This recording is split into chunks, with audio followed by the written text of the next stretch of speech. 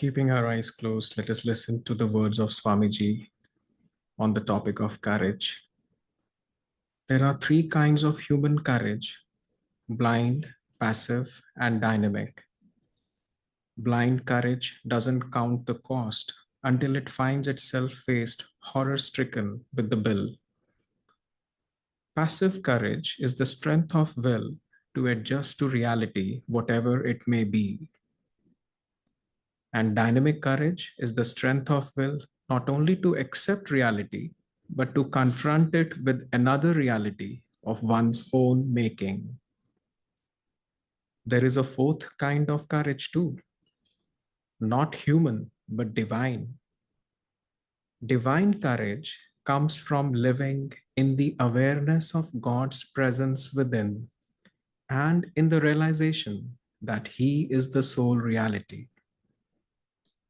Live more in Him, for nothing and no one can touch what you really are.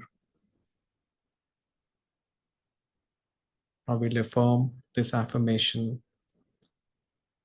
I live protected by God's infinite light.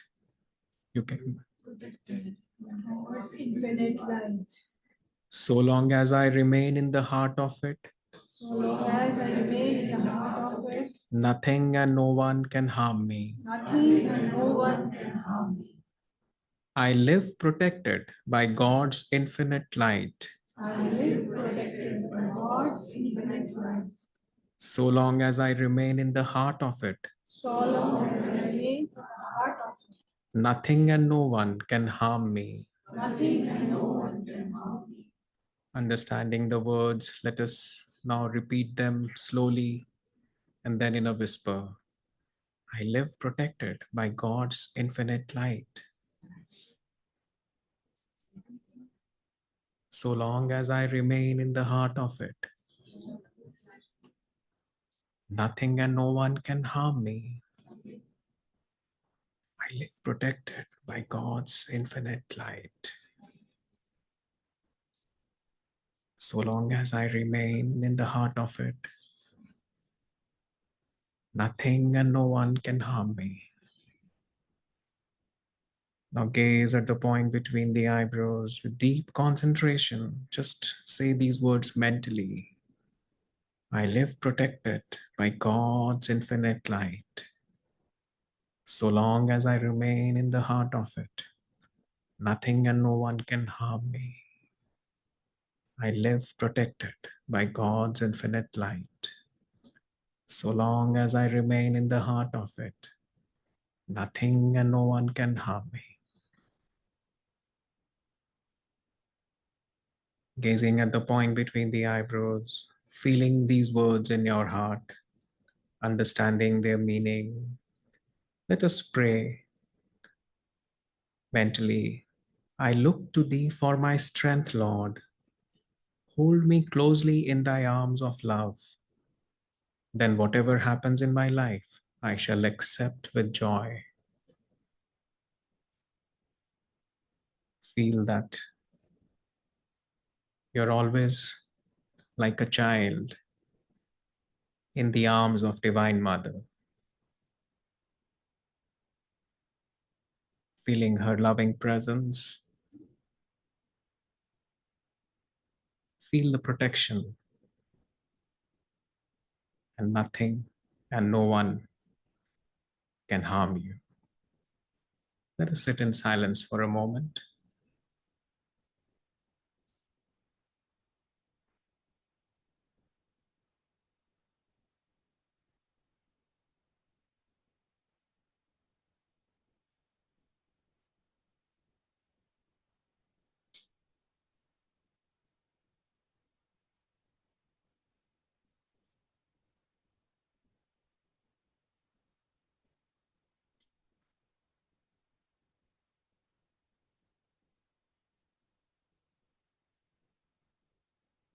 Om Shanti, Shanti, Shanti. Good evening, friends. So today's topic is very interesting. Week 18. Perfection is self-transcendence. Truth is one and eternal. Realize oneness with it in your deathless self within. The following commentary is based on the teachings of Paramhansa Yogananda. We begin this week with a passage from the Gospel of St. Matthew, chapter 5. Love your enemies, bless them that curse you, do good to them that hate you, and pray for them which despitefully use you and persecute you. If ye love them which love you, what reward have ye? Don't even the tax collectors do the same? If ye salute your brethren only, what do ye more than others? Don't even pagans so? Be ye therefore perfect, even as your Father which is in heaven is perfect. This teaching is a continuation of last week's lesson. To love all equally is possible only by seeing God everywhere, in others as well as in oneself. See whatever comes to you unasked for as a manifestation of His will. Be grateful for the pains you experience, for they are healing strokes of His love. Sometimes healing is affected only by the strong measures, but His love for you is manifested in the very attempt to heal. Strive always to be impersonal, as though whatever happens to you were happening to someone else. Persecution gives us the supreme opportunity to deny the thought, this is happening to me, and to affirm our inner freedom from the thought of ego. Don't allow the negative perceptions of others to become your own self definition. Seek God. This is the true goal of life. Thou, how difficult to cling to is the midst of hatred, spite, and persecution.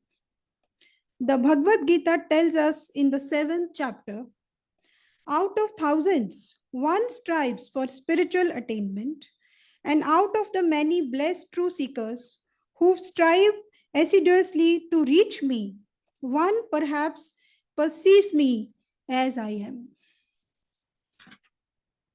O truth seeker, be one among all those thousands who seeks the supreme goal. Thus, through Holy Scripture, God has spoken to mankind. So, these are very strong words. So, it's very, very difficult sometimes to follow this lesson of perfection, transcendence of ego. This is very, very interesting also and very, very challenging for each of us. So, to start explaining this, I will start with a small story. So, Master writes in his one of his book, Man Eternal Quest. So, there were three lords. You know, there is Lord Shiva, Lord Brahma, Lord Vishnu. So, what happens? They were just talking to each other, or maybe boosting that Lord Shiva was saying that I am the destroyer of everything. And Lord Brahma was saying, I am the creator of everything. And Lord Vishnu was saying, I am the preserver of everything. And just Lord was watching everything, God was watching. And he wanted this just to tell them the correct thing, what is happening. So God appeared in the form of a small spiritual divine boy in front of them. And they just amazed to see a small spiritual boy in front of them. So the boy appeared and he just picked up small blade of grass, and he turned to Lord Brahma that, can you create the same piece, same speckle, same piece of grass in front of me? Lord Brahma tried his best, but he was not able to. Then he turned to Vishnu, Lord Vishnu. Then he told him Can you preserve this piece of grass? So slowly the piece of grass started vanishing or getting destroyed in front of him. So Lord Vishnu, he just put his full power. He was putting his full powers, and he was not able to save that piece of grass. So again, the boy created the piece of grass, and he turned to Lord Shiva, that can you destroy it now? So Lord Shiva tried his best, but he was not able to do that. So after that, that little boy, he vanished. So all of three of them, they understood that this was the ego out of which they were talking. There is some higher power behind them. Which is who is running this universe. They are not the doer. They are just the medium through which the God's power is flowing. Basically, the God is the doer. So, how to attain perfection? This is a very, very big question for all of us, or how to transcend the ego.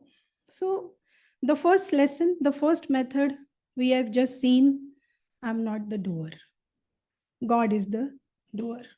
The first method is selfless service. Serve others with selflessness in your heart, without any motive of in personal gain or personal attachment. Always think that I'm not the doer, I'm just a medium, God is the doer. So whenever I'm seeing my patients in my clinic, I'm just giving them drugs or prescribing them drugs, I'm always praying inwardly most of the times, God heal them with your power, with your light. I'm just writing few medicines, but I'm not the doer. They are getting healed with your power, with your energy, with your light. I'm not the doer. I'm just a medium through which that energy is flowing. And friend, the channel is also blessed through which that God's power is flowing. So this is the first method. This is the selfless service. The second method is just think yourself, not this physical body, always a formless spirit. Just now, Amarji has just a very good, powerful words on this. Just think this ego, why we think we are an ego? Because our soul is attached to the body. That's we think that we are this body, we are this physical body, we are this ego. We are not this physical body. In reality, we are a formless spirit. We are soul, which is a spark of light, which is the part of God, which is God's light, which is flowing through us, which is sustaining this body. And when we meditate, when we do kriyas, when we do all the service, all these good things through us, we realize this, that we are this formless spirit. The another method is be a spiritual warrior. So this is very, very important. All of us are passing through a lot of sufferings, tests, difficulties in our lives. I don't think anybody is here who is not passing any difficulty or any suffering or any test, maybe in one form or the other through their lives. So whenever suffering comes or any test come or any difficulty come, we always pray, why Lord? Why me? But we should always understand that suffering is the greatest teacher. Suffering has not come to break us, it has come to awaken us that we should grow and we should be growing higher and we should be moving towards God. So once somebody was asking Swamiji why people are not interested, most of the people are not interested in spirituality. The Swamiji said, because they have not suffered enough. That's why they are not interested in God, or they are not interested in spirituality. So just think all the suffering, all the difficulties as the opportunities to grow in life, to grow and to reach towards the higher goal of life. So what is the ultimate goal of life? Is to reach God or to realize God. We are with one with Him already. We have to just realize this truth. So, this is the ultimate goal of life. And all the difficulties and sufferings come that we should overcome them, we should grow higher. So, this is one method. Then, another method is practice Kriya, practice meditation. Be a deep meditator, at least twice a day, with deep devotion, deep faith, deep feeling. Commune with God every day. And whatever difficulties you're facing in life, just ask guidance, divine wisdom. You will be able to overcome them in the righteous way. So, this is very, very important. So, and one more method is there, that is positive affirmations. Just now we have affirmed, be courageous. So, what are the positive affirmations? Be joyful, be happy, be a smile millionaire, be humble, be more loving, be more generous. So, Master says, don't be happy when you are having good in the your good part of your life. Be happy for everything in life. Even you are passing some sad moment of life, be happy for that. Be smiling for that. The worst is over, be happy for that. Be a smile millionaire. Be happy for no reason. So just develop that joyful attitude just in the midst of the suffering also. You will just see that suffering will pass off and you will get the lesson and you will overcome them very, very nicely. And this one more quality that everybody, this negative quality is there that everybody is facing in their life is anger. So never be angry. So what happens when we are angry? Our nerves are getting irritated, our heart valve is in trouble, our energy is getting dissipated out of the body, and we are creating some wrong things, some wrong circles, some wrong words come out from our mouth. So always be calm and poised and just try to solve the situations of life with love, with joy, with kindness. Love, be forgiving to others. Like you want that somebody, sometimes we have done a mistake. We forgive ourselves very fast. Forgive others the same way. Love others the same way. So these are the few things that help us to attain perfection and to reach the ultimate goal of life. So I'm just reading two masters' quotes. Just listen to them with your closed eyes so that the words are very powerful. They should sink in your mind, body and soul. Just listen to them.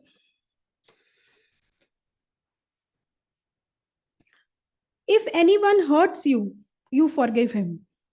You are leading yourself to the kingdom of God. If anyone is quarrelsome and you give understanding, you are taking yourself to the kingdom of God. If someone is suffering and you reach out with compassion, you are moving in the presence of God. Learn to be calm and you will always be happy. Kindness is the light that dissolves all walls between souls, families, and nations. So, friends, it's not very difficult if we practice all these methods, techniques with lot of faith, determination in our mind. We will be able to attain perfection and we will be able to attain the final goal of life. Ladi Mahasaya has written that human beings are passing through a lot of troubles. Their sufferings are endless. These are not the exact words, but this is the meaning of the words. Their sufferings are endless. But the through meditation, through Kriya, divine wisdom, divine guidance is also infinite. So he has written, Banat Banat Banjai. So thank you, friends. Joy to you.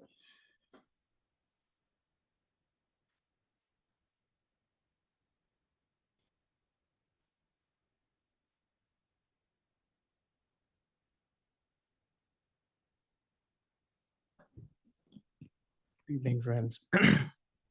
it's always tricky, when you are coming second, because normally we don't share our notes before coming here. So it's always, whatever you are feeling.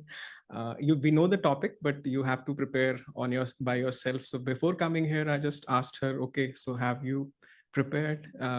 She said yes, but have you also prepared, your points?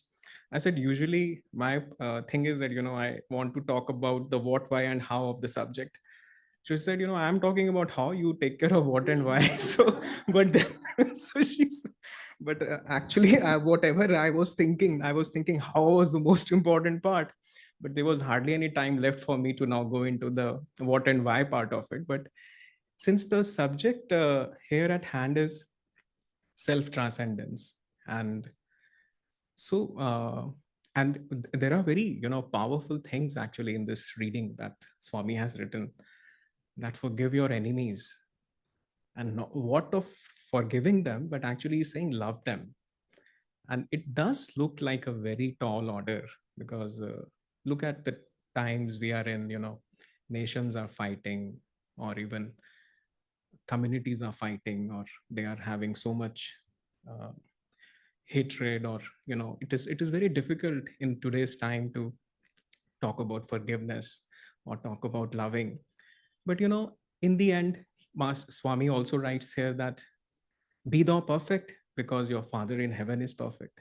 So in a way, as is the Father, so is the Son, because eventually the Father has to somehow will actually step into the Father's shoes. That is his destiny.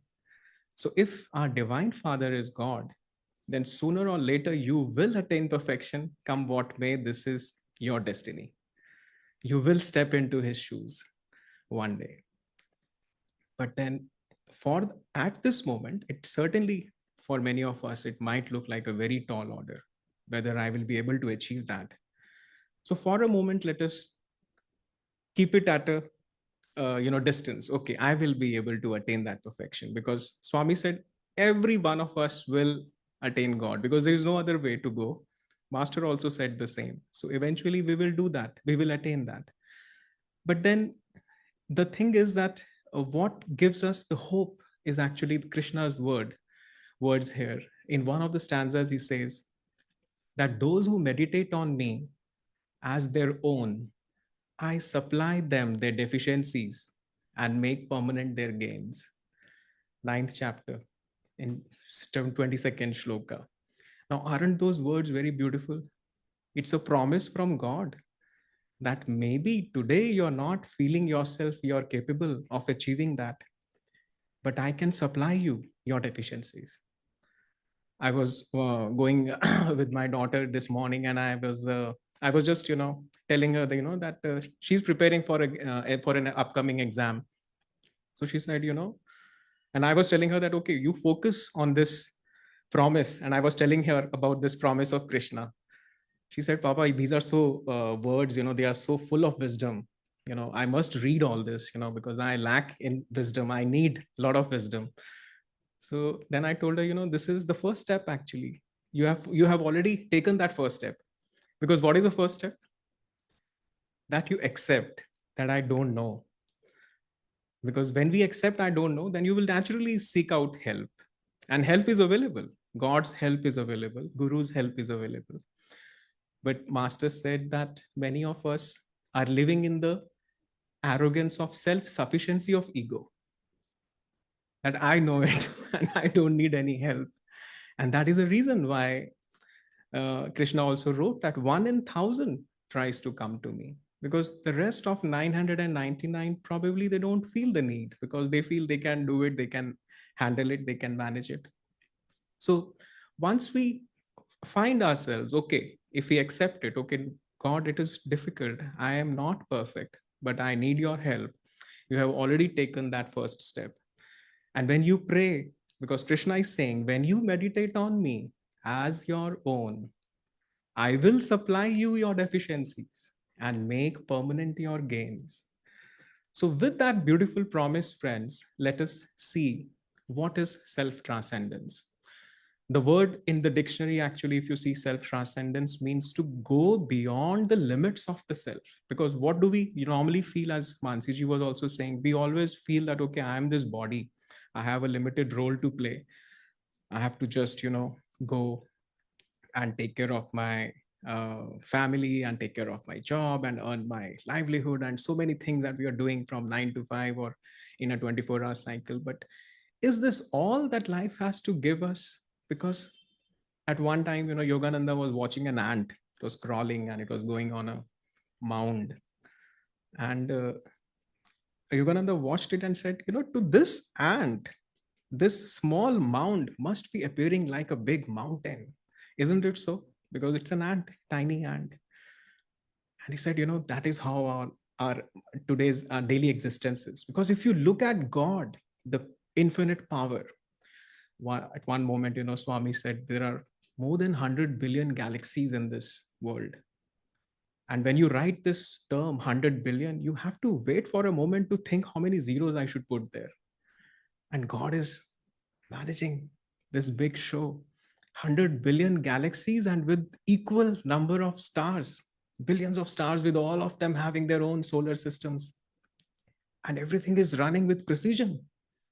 Sun will come at its own time, and seasons will come, and plants will come. I mean, just like Mansiji started with this story, when these devas were having a lot of feeling, taking pride, that we can do and preserve and destroy anything. And God said, you can't even make a little straw.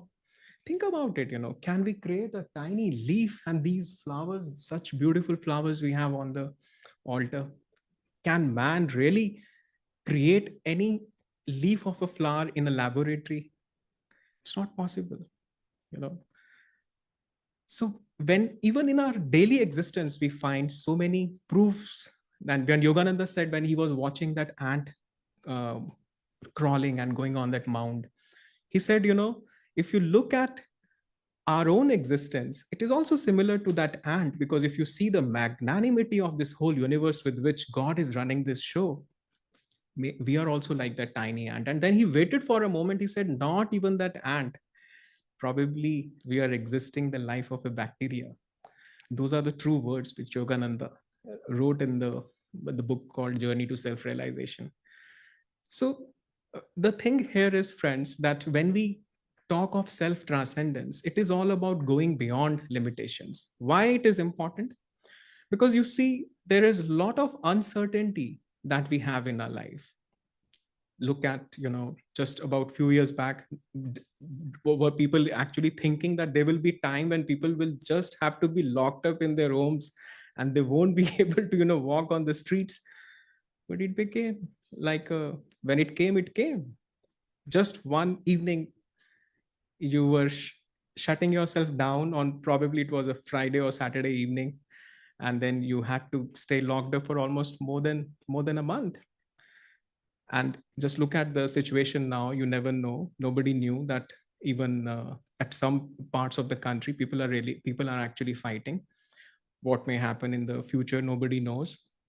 There was a time when Yogananda was going on the train, probably what was in Boston, and he saw a man sitting in the train. And this guy was very well dressed, and he was very, looking very from a very well off family, but he wasn't happy. And Yogananda was looking at him, and he just thought in his mind that this guy has no reason to be unhappy. He is so, he looks like that he is so well dressed, and he must be having, all the, riches in his life to stay happy. Why is he looking so unhappy? And he continued looking at him, and then he spoke to him. He said, are you happy? And this guy was kind of surprised from a stranger who's asking him this thing. I said, is that your business? And Yogananda said, yes, of course, this is my business. And he said, because I resurrect the consciousness of the dead man. And this guy was so astonished that what is he talking? And he said, yes, of course I am happy. He said, I deposit about $50,000 to $60,000 a month every month in my bank. And then Yogananda said, but poor chap, he felt that he thinks only depositing so much amount of money in the bank will only be giving him happiness. But he said, have you opened a bank account with God? And this guy was thinking, what is he talking? So, and then since Yogananda was actually a person, was a saint, who was looking at people and always wanted to help them. And then he said he somehow, he saw a window opening up there in that man. So he said they went together, they had a cup of coffee and they started talking. And this guy was also kind of, leaning slowly towards the teachings that he was offering him. And then he said to Yogananda that meet me in Boston. And Yogananda said, no, meet me in Los Angeles. The that meeting ended at that note. And then finally, after many, this guy could not actually meet him. And then this Yogananda went to Boston after a few months or probably few days. This he went to the hotel where he said this man was staying. And then on the reception, when he asked about this man, the receptionist said, sir, don't you know that guy died that very night? And he said he was coming from a hockey match and a truck crushed him. So Yogananda at that moment wrote that, he was awakening, but he said it is so sad that he could not awaken himself enough. Because had he actually taken that step, as Yogananda was giving him that, he was offering him his hand, that come and meet me in Los Angeles. But he just limited himself to his daily routine of, whatever business he was doing. And although he was having that opening of his heart, but he could not go there. And life was short. So many times you see, friends, when we say, why should I, bother about self transcendence? Perfection, that is, why should I take care? Yes, saints are perfect. This is not my business. But you see, it is our business, because for a reason. Because if you see, first of all, as Yogananda here is writing, these are very beautiful words, because he said, if you look at the kind of accidents, warfare, diseases, there are so many uncertainties in life that there is hardly, you can it is and you he says you call it freedom, that you are living at the mercy of nature. But do you really have any freedom? At any moment anything can happen, and you call that you are living in freedom. So these are the words he writes. With all our certainties, we still have to abide in an uncertain existence. We do not know when the heart is going to fail. Hence comes the necessity of a fearless reliance on our true immortal self and on the supreme deity in whose image that self is made. Which is to say that the self transcendence, friends, is nothing about but to understand that who we are. It is our true nature. He said that I am an immortal sent to a mortal world to learn and realize my immortality. Aren't those very beautiful words? And this is exactly what we are learning. We come here, we just stay limited to our bodily identification, just do our task, live in mundane existence, and then leave the body. And that is what we think our life is. We hardly, even give it a thought or ponder upon it, that there is a larger reason or a nobler reason for which we have been sent here. So finally, just to sum it up, when we understand what is self-transcendence and why it is a business for which we have been sent over here, how to do it, Mansiji gave us many, beautiful methods by which we can attain it. But I'm just going to talk about two methods. One is that it will require, as Yogananda said, an undaunting courage, an undaunting mental attitude. In some of our satsangs, we have talked about love for God, we have talked about willpower, we have talked about discrimination. But having said that, this is a path on which we require an undaunting attitude, because that is why we sang, listen, listen, listen to my heart song. I will never forget thee. I will never forsake thee. So it's a kind of promise and commitment that we are giving to ourselves and to our guru, and I will do it. and I will keep walking on this path. So this is an undaunting mental attitude. And the next thing he said, a daily faithful practice of the scientific techniques of concentration and meditation that I'm giving you will take you to the self-realization, to the self-transcendence that he's talking. And here each word is important. He said daily, faithful, practice, and then he talks about the scientific technique. Mansiji did talk about Kriya Yoga here, and all the techniques. Even Hong Sau is a scientific technique. He said these are psychophysiological techniques. So there is even we both are medical doctors, but there is a lot of gap if you see in the modern physiology and the way we understand how our neurophysiology is working. So, but what yogis know is leaps and bounds ahead to what the modern scientists know. So he said these scientific techniques, and then he said what it will help you to do is that you will be able to relax your consciousness from the bodily identification. And here, that is why I'm saying each word is important. So when we practice these techniques daily and faithfully, and concentrating deeply, he said it will relax, it will help you to relax your consciousness from the bodily identification. Because when you say I am body, that is not the reality, but you relax from the body. And how does it happen? At one time he said, sit in the silence, sit in the breathless silence of stillness, expecting every moment to make a dash for freedom into the infinite. That is how he used to put it. Because one of the most important things to realize on the spiritual path is that we do not need breath for our existence. Our existence is possible even without the breath, without the body. And that is why Yogananda said, breathlessness is deathlessness. And the more we practice these pranayams, what happens is, he said, yogis knew this scientific knowledge that our breath and mind are connected. The slower the breath, the silent, and the slower and calmer the breath, the silent and still your mind will become. And slowly, what will happen? Because he said, breath is the cord which ties the soul to the flesh. So when you will become absolutely calm in breath, you will understand that your existence does not depend on the breath. And that is what you feel in the deeper meditation. And that is why in Samadhi poem, he says, universe, a subconscious dream, universe, a forgotten dream subconsciously lurks. Because in our meditation, we should be able to go so deep that universe should appear like a forgotten dream. That is what he was trying to say. Because if our meditations are very superficial, then you are still bothered about the universe, this matter universe, or this so-called worldly existence.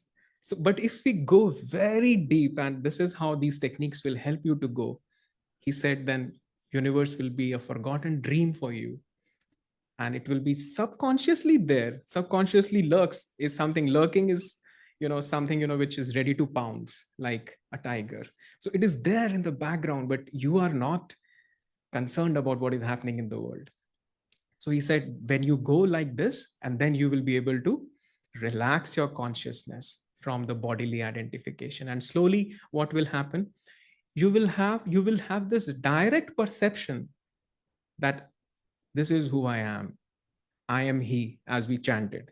That this is who I am. I'm not the body, not the mind, not the intellect, not the feeling, but I am that consciousness which does not need breath, does not need body.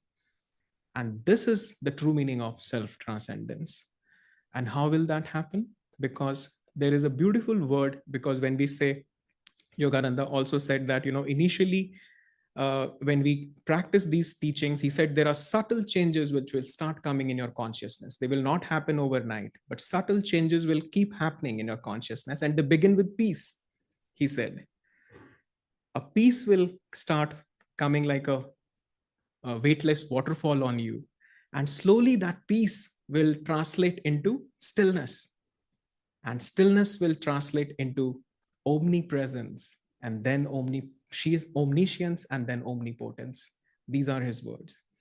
So you see, that is the roadmap of self transcendence that we have to follow. And why, this intuitively, this direct perception, you will feel it. There's a beautiful word in Sanskrit, or in Hindi, we call it Vishwas. And Yogananda said, this word, if you understand this word properly, the roots of the meaning, you will understand how this faith will come in you. Now, theoretically, you may say, okay, I know that I can exist without the breath. But do you have that deeper faith that you will keep existing without the breath, even if the breath goes away, because you are nothing but consciousness. So he said how that Vishwas is going to come in you. Now, if you see Vishwas, it has two half words, V and Shwas. V is a short form for Vihin. The word Vihin in Sanskrit means absence. V, the Hindi wala V, not the alphabet V. So Vihin se V is coming, which means absence, and Shwas means breath. So when there is no breath, that is the state when you have that direct perception that who you are. That is when you will go into breathlessness, when your meditations are deep, when you're not concerned about the universe, when you are one with the reality there is, and it will require courage. That is why we affirmed courage, because it is like, yes, of course, this is who I am. And you will stay, you will be able to live in that reality, as we prayed in the beginning. Lord, help me to live every moment in your consciousness. So I will just close at this point with one beautiful story, because courage, Yogananda was very fond of sharing this story. He said these were two frogs which were, one time they fell into this pail of milk, and they just keep struggling to come out of that pail of milk. And there was this big frog and a little frog, and when they struggle harder, they were not able, because the walls of the vessel are very slippery. And the big frog continued to pedal, but he, at one point, he just gave away, and he said, I'm not going to, I won't be able to come out of it. And it drowned and died. But the little frog said, anyways, I'm going to die, but I'll keep trying. So he said that fellow kept pedaling and pedaling and pedaling, and due to continued pedaling, suddenly it felt something solid struck at its foot. Why? Because with continued pedal, the milk churned into butter. And the moment this guy got a foothold on a solid thing, it just leaped out of the vessel and came out. And Yogananda said, be like that little frog. Continue to pedal, whatever, as Mansiji was saying, difficulties will come. Difficulties will definitely come. They are going to be part and parcel. Be grateful to them. As Swami also said that these are the healing strokes of divine. Those are the words he has used. Those pains and sufferings are the healing strokes of divine, because they will give us the stimulus to paddle more and more. He said, be like that little frog, and never say that I'm going to fail. And you will say that, you will see that you will get some response from the divine. It's the churning of the butter, and you will leap out of your problem. So thank you, friends. We'll just close it here and we'll do an aarti now.